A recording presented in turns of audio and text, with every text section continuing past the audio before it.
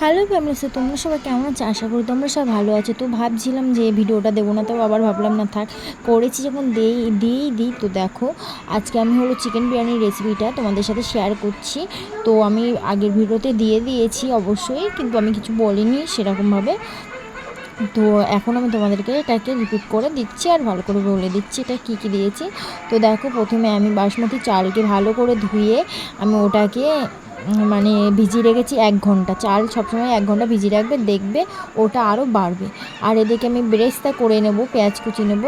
আর এদিকে হলো আলুটাকে একটু মানে কেশর দিয়ে বা কালার দিয়ে মেখে ওটাকে ভালো করে ভেজে নেবে।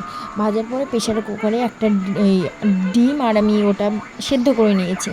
আর এদিকে আমি তেলে দিয়েছি তেজপাতা, পেঁয়াজ, জিরে আর টমেটো দিয়ে ভালো করে মশলাটাকে কষিয়ে নিয়েছি। আর মশলাতে ছিল আদা, রসুন, ধনের গুঁড়ো, লঙ্কার গুঁড়ো, জিরের গুঁড়ো, এসব দিয়ে ভালো করে কষিয়ে নিয়েছি। আর দই দিয়ে ভালো করে ম্যারিনেট করা ছিল আমার মাংসটা।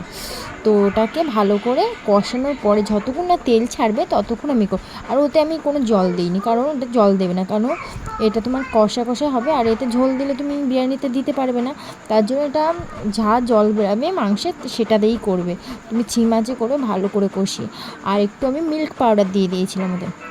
আর এদিকে আমি মিল্ক পাউডার আর মানে কালার্স, আর এদিকে হলো ওটাকে কী বলে, আর কেওড়ার জল আর বেরেস্তা আর বিরিয়ানি গোটা মশলাকে ভালো করে বাড়িতে ভেজে ওটা গুঁড়ো করে নেবে। তো বাড়িতে ভাজা মশলাটা সব থেকে সুন্দর। তারপর তুমি পাট করে দেবে।